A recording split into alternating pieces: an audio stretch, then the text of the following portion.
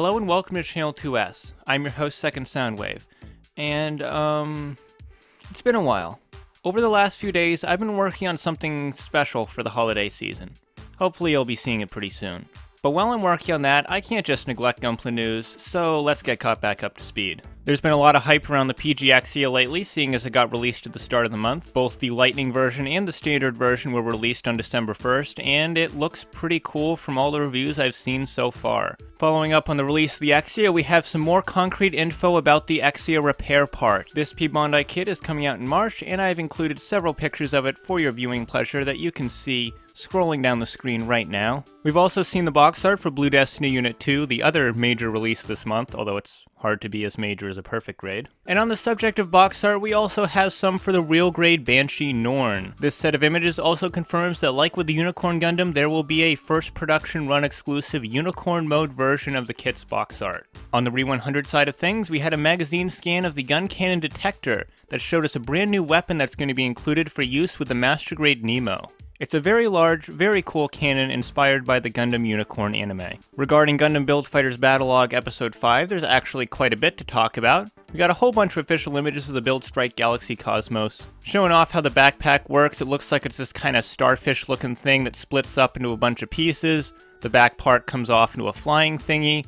You can buy the flying thingy separately, by the way. It's going to be another one of those build custom packs like the Universe Booster and all that stuff. Looks like with how the wings of the backpack were articulated, you can get something a little closer to the original build booster. And on the other side of the battlefield, we have the full reveal of the antagonist kit. The A-Zeta Gundam is piloted by Meijin Kawaguchi, and it is a very heavily modified, revived Zeta Gundam. It draws inspiration from a slew of other transforming mobile suits from across the Gundam universe. It's got some pretty awesome looking weapons, and I really like how they changed up the silhouette of the flight mode.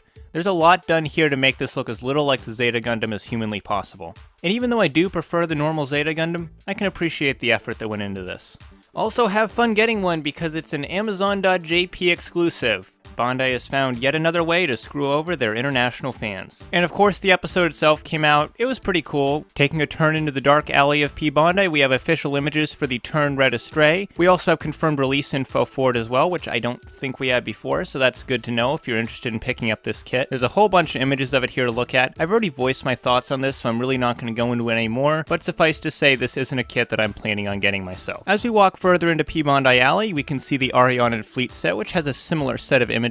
We can see these kits in much better detail than we have in the past, more specifically the new weapons that are included with the Region-Lays Julia. This is the first time we've gotten a really good look at them. Bondi's also found a way to re-release the GM Sniper Custom through the Bondi webshop by basically changing nothing. This new GM Sniper Custom is pretty much just what we got at retail. The only real difference is that the colors are darker, so the green's darker, the yellow visors become orange, and also the rifle is new.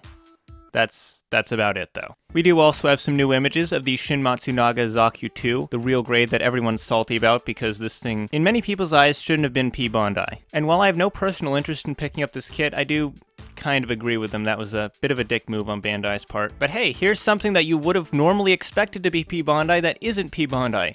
The high-grade Blue Destiny Unit 3 Revive. Yeah. I think Blue Destiny Unit 3 is now officially the most obscure thing we've ever gotten a Revive kit of. But it's coming at retail, and for what's effectively the 5th use of this mold, it's looking pretty good. He's got a new shield with a double-barreled beam cannon underneath it that's giving me some Thunderbolt vibes. But ultimately, it comes back to one of my biggest problems with Blue Destiny Unit 3, which is the fact that it's not blue. I mean, seriously, it's a Blue Destiny unit. Why isn't this blue? Anyways, it is the start of a new month, and that means there's a new set of kits in the Next Phase Gunpla section of Gundam Base Tokyo. Let's see what they got for us this month. Holy crap. So there is a lot of really, really cool stuff they're showing off here. So first, we have a high-grade Universal Sentry Galbaldy Beta. This is one of the few mobile suits we were missing from Zeta Gundam, so it's really, really cool to see this finally get made. I've always kind of liked the Galbaldy. It's got an interesting sort of Gelgoog meets Gion look to it, and I kind of dig that. But even cooler than that is the HGUC Woundwart. Yeah. We're getting a Bondi model of the frickin' Woundwart. It looks weird, it looks awesome, and I am crossing my fingers that this thing comes out. Now, you might be wondering, second, they just showed it off. Of course they're gonna release it. Well, not necessarily.